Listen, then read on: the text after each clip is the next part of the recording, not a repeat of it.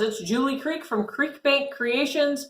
I'm here to share with you about a new product that we have, January 2020. It's called Wreath Maker. So we have 3 products that will be in this line. We have the basic Wreath Maker set, Wreath Maker 001. We have Wreath Maker Sentiments. These are designed to be small enough to stamp inside the wreath set that you have. And then we have our stencil called Wreath Maker 001. We're going to go over this today. I'm going to explain to you how it works. Wreath stamping has been around for a long time, where you stamp an image and you use a template to rotate around. So not a new concept. The last few years there have been people online that have really made it popular again. Having the stamp platform to use really kind of changed the game on that. So we're going to go over that, and all these cards that you're looking at here were made with it, except for this set. This set was made with the wildflower stamp set. Really nice little image.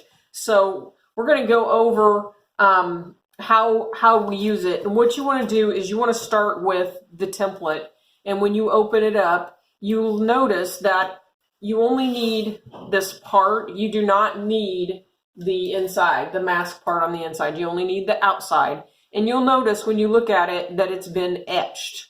I have etched it. So I have changed this up a little bit so that we can do a little trick with it. So I've etched it, and you can either take some paint and rub some paint on the etching to get it to come up, the numbers to come up, or you can use a small Sharpie and go around. And what you want to do is I start here, 1, 2, 3, 4, 5, 6, 7, 8, and then there's a line here and a line here. And it is this line that creates a little bit of magic for us on this set. So that's where you want to get started. You need a Sharpie and the template, and you need a stamp platform. So we're going to use the Tim Holtz stamp platform today.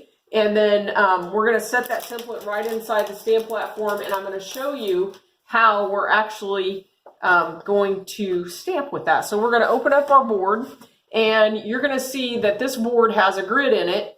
And you may know that Tim Holtz board from Tonic does not have a grid in it. This is my add-in that we've added in. We have a YouTube video that we shot. You can watch on, it's just a transparency that we put in with some super tacky tape.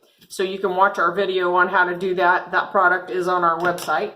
So what I've done is adhered the template into the board, and I've taped it down with some super tacky tape. Now what we're going to do, we're going to need a card for this. And we're using today, this is a 4-inch card, 4x4. And I'm using some pretty heavy cardstock. Now, what I like to do is start at position 1. So in this case, we're going to make that little heart pattern. We're going to position our stamps on there. And normally, you would put your stamp out here, and you would stamp around. And here's my thing that I'm changing up on this. Here's what I'm saying. You have those 2 long lines that you put on your template right there. What you want to do is take a scrap piece of paper, put it right there, and you want to put those shapes, whatever it is you're using, right on the edge of that line. So in this case, we have our 2 hearts that we're going to do. We're just going to put them right on that edge. And I want to get them centered better. What this is going to do, it is going to allow us to be in far enough that when we have the circle die out of the angel side circle set, we can go back and die cut that into a circle. So anything you stamp, if you keep it inside that line when you start, you'll be able to go back and die cut it into a circle, which is really nice for the angel side circle card. That's a game changer for me. So we've got our hearts down there. These are actually made, when you look at them, you'll see on the stamp set, there's a solid set, and then there's like an outline of these shapes, like the flowers are this way. Scooch this over so you can see it a little bit better. They're made so you could stamp it solid and then go back and outline it, but in this case, we're going to use both at the same time. Now, what we're going to do is start stamping, inking and stamping. And what we've found is that when you start doing this, you end up getting ink all over because you have this large ink pad that you're working with. This is a Catherine Pooler ink. And it kind of makes a mess, so it's a problem. So one of the girls who does design work for me in Ohio, her name's Diane Morris, came up with this idea, and it's a great idea. You take a scrap piece of paper and you punch a circle in it with your circle punch. And then you can take that and put that over your project, and it'll really help eliminate how much extra ink gets all over your stamp board, and you'll make less mess. So depending on what size shape you have, you can use different size circles for that. So we're going to ink up our stamp, and we're going to remove the card, and we're going to stamp. And we're going to open that up. We're going to put that back on. And then when we start, you want to take your pencil and put a little bitty circle right here. That helps me know that's my start point. That's where I started. That's position 1. What we're going to do is rotate this, and we're going to move it to position 2. So now the little dot is on number 2. And that's why I added the numbers. I just think it's really helpful to have the numbers. So we're going to stamp again. And you can see how, I'm going to get a better image.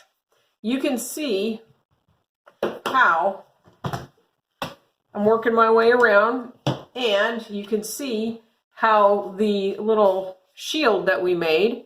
Now I'm at position 2. I'm going to rotate my paper so that I'm at position 3.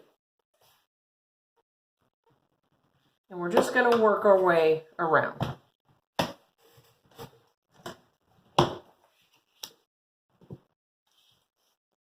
Now I've moved to 4.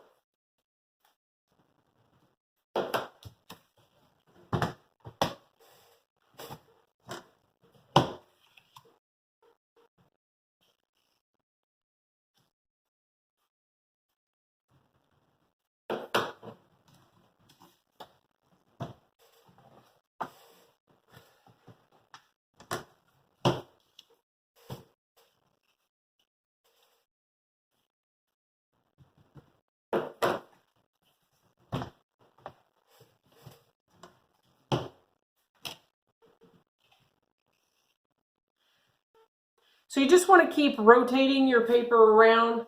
I think it's really helpful to have that dot on there, just so you know exactly where you're going. And then we're going to keep going all the way around until we work all the way back. There's our 8th piece. Oh, forgot to put my shield in. And you can see how when you forget to put that in, you get ink on your board. So you got to remember to put it in. So there you go. That is how you make the wreath stamp. And depending on what you do with it, you know, I could go back right now, ink this up in a darker color, and go back over and stamp over the whole thing and outline it again. Or I could take the outline back over. It's just a really simple way to get your wreath thing going. In this case, what I love to do is go back with the circle die from the angel side circle set that back over the top, and now I have the ability to cut that into a circle for my card. So really like the way that that ends up turning out for you. And I've added, in this case on the card, the sentiment and the little wreath piece that's in there. So that's a fun little set. So there's a many ways you can use this. I am sure we're going to end up shooting more video for different ideas, because boy, I've got a ton of them. So that is how you use the Wreath Maker set. Thanks for stopping by. You can check out my videos and products at www.creekbankcreations.com.